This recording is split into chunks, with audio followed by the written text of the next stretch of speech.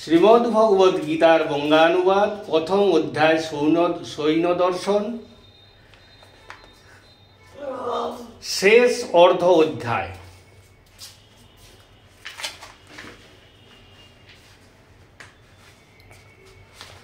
শ্লোক 24 ও 25।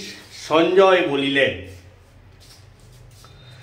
হে ধৃতরাষ্ট্র, গুড়াকেশ অর্জুন এরূপ আবেদন করিলে সর্বেন্দ্রিয় নিয়ন্ত্রা শ্রীকৃষ্ণ উভয় সেনার মধ্যস্থলে তথা ভীষ্ম, দ্রোণ ও সমুদয় রাজন্যবর্গের সম্মুখে সেই উত্তম রথ স্থাপন করিলেন এবং বলিলেন, হে পার্থ, যুদ্ধার্থে সমবেত এই কৌরবগণকে তুমি নিরীক্ষণ করো।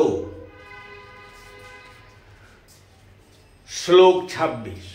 অনন্তর অর্জুন ও তথায় উভয় সেনার মধ্যে অবস্থিত পিতৃব্য, পিতামহ, আচার্য, মাতুল ভ্রাতা, পুত্র, পৌত্র, সখা তথা শ্বশুর এবং সুহৃদগণকে দেখিতে পাইলেন। শ্লোক 27। সেই কুন্তিপুত্র রণস্থলে অবস্থিত সেই সকল আত্মীয় বন্ধুগণকে দেখিয়া অতিশয় কৃপা পরবশ হইলেন এবং বলিলেন।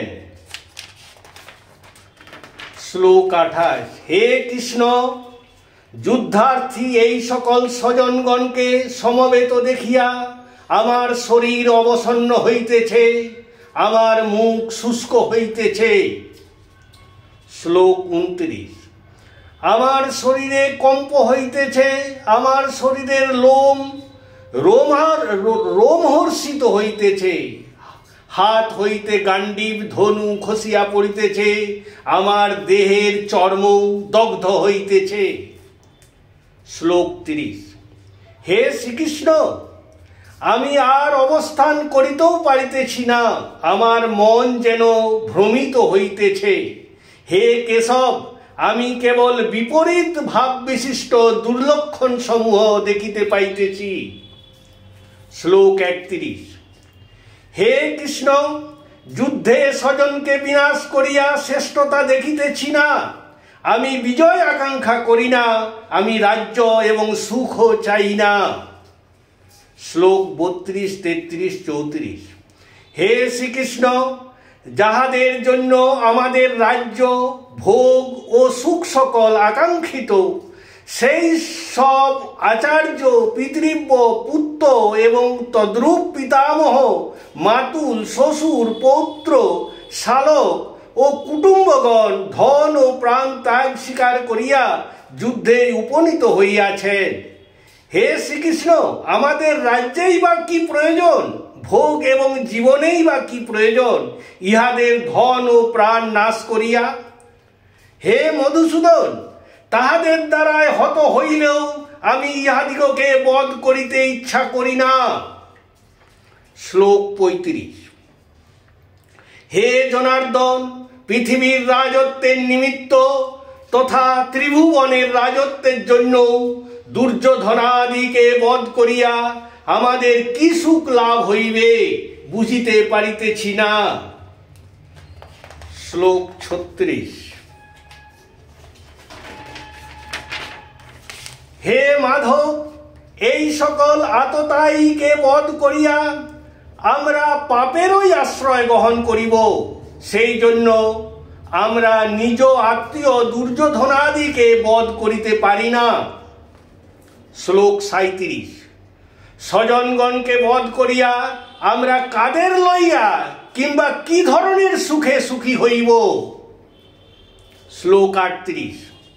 হে জনার্দন, যদিও ইহারা লোভাক্রান্ত চিত্ত, ইহারা কুলক্ষয়জনিত দোষ সম্পর্কে অজ্ঞ, এরা স্বজন বিরোধে পাতক হইয়াও নিজেদের দোষ এরা দেখিতে পাইতেছে না, কিন্তু আমরা কুলক্ষয়জনিত দোষ তথা স্বজন হত্যার পাপ হইতে আমরা কেন নিবৃত্ত হইব না বুঝিতে পারিতেছি না। শ্লোক 39। কুলক্ষয় হইলে কুল পরম্পরায় প্রাপ্ত কুলধর্ম বিনষ্ট হইবে, কুল ধর্ম বিনষ্ট হইলে অধর্ম সমস্ত বংশকেই গ্রাস করিবে। শ্লোক 40। হে কৃষ্ণ, কুল অধর্ম নিমজ্জিত হইলে কুলস্ত্রীগণ ব্যভিচারিণী হয়। হে বৃষ্টি বংশধর, কুলস্ত্রীগণ ব্যভিচারিণী হইলে বর্ণ সংকরের জন্ম হইবে। শ্লোক 41। বর্ণসংকর কুল ও কুলনাশকগণের নারকীয় কর্মের নিমিত্তই হইয়া থাকে। ইহাদিগের পিতৃগণ পিণ্ড ও তর্পণাদি হইতে বঞ্চিত থাকে, ফলে পিতৃপুরুষগণ নরপতিত হইয়া থাকেন। শ্লোক 42। কুলনাশকগণ এই রূপে বর্ণসংকর সৃষ্টির কারক বলিয়া বিবেচিত হয়।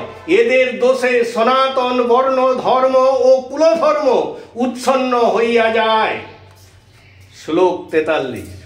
হে জনার্দন, যাহাদের দ্বারাই কুলধর্ম বিনষ্ট হয় সেই সকল মনুষ্যকে চিরকাল নরকে বাস করিতে হয়, ইহা শোনা যায়। শ্লোক 44। হায়, কি দুঃখের বিষয়! আমরা মহাপাপ করিতে কৃত সংকল্প হইয়াছি, কারণ আমরা রাজ্য সুখ লোভে আত্মীয় বোধে উদ্যত হইয়াছি। শ্লোক 45। যদি অস্ত্রধারী ধৃতরাষ্ট্রপুত্রগণ প্রতিকার ছাড়া তথা স্বাস্থ্যহীন অস্ত্রহীন আমাকে যুদ্ধে বধ করে, তবে তাহাই আমার পক্ষে অধিকতর হিতকর হইবে। শ্লোক 46।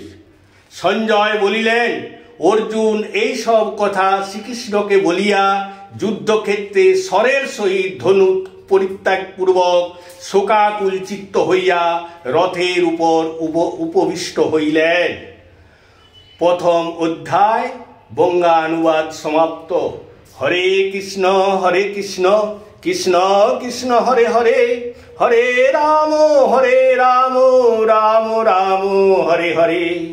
হে কৃষ্ণ করুণা সিন্ধু দীনবন্ধু জগৎপতে, গোপেশ গোপিকা কান্ত রাধা কান্ত নমস্তুতে।